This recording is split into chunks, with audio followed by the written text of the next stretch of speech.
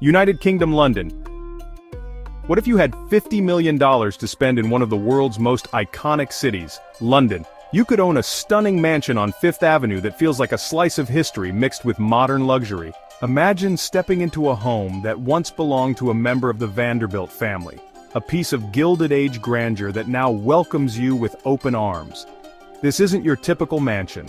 Spanning nearly 20,000 square feet, it's a true architectural marvel, with 34-foot ceilings that make every room feel grander. As you walk through the house, you'll notice the intricate copper mansard roof, the enormous windows that flood the space with natural light, and the ornate moldings that transport you to a different time. But it's not just about the old-world charm. The living room, with its panoramic views of Central Park, is a perfect space for gathering with friends or enjoying quiet moments. There's a grand staircase that's fit for royalty, while the skylights bathe the interior in soft, diffused sunlight, giving the space an ethereal glow.